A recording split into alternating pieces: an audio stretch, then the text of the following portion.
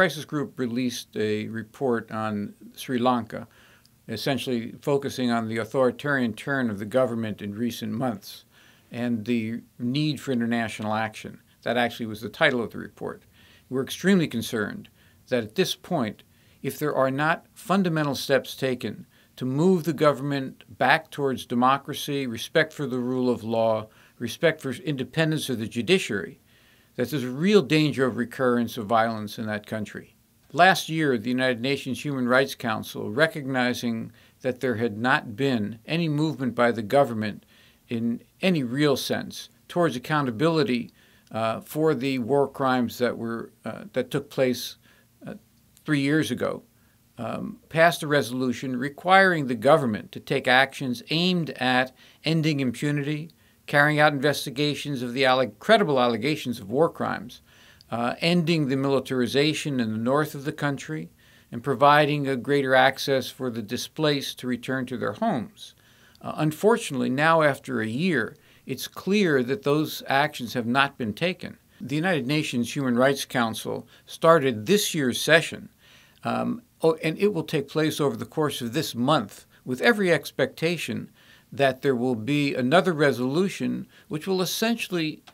measure and state that the government of Sri Lanka has failed to fulfill its obligations that it accepted last year when the resolution was passed, in terms of accountability, in terms of respect for the rule of law, in terms of dealing with the problems of displacement in the north.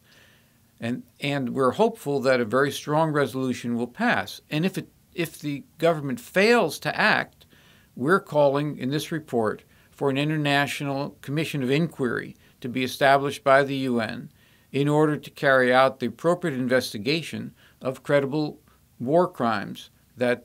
were committed by the government forces, and some also by the LTTE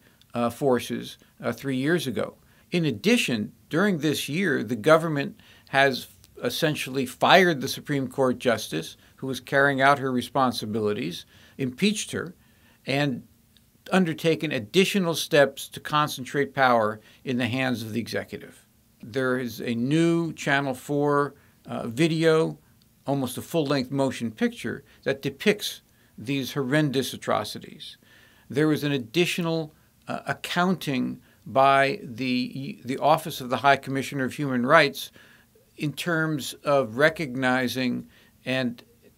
concluding that the government did not carry out the obligations under the resolution a year ago. There have been other reports that continue to document this year additional disappearances, additional reports of torture, additional extrajudicial killings. The report also recommends that the Commonwealth countries, of which Sri Lanka is a member, to require that these actions be investigated. And if the government fails to comply, that the Commonwealth cancel its planned November 2013 summit meeting in Sri Lanka and indicate clearly that Sri Lanka is not in compliance with the mandate and charter of the Commonwealth. In addition, we're quite hopeful that the international financial institutions will examine whether or not the development objectives, which everyone shares, can be carried out when the government increasingly violates basic rights and the rule of law.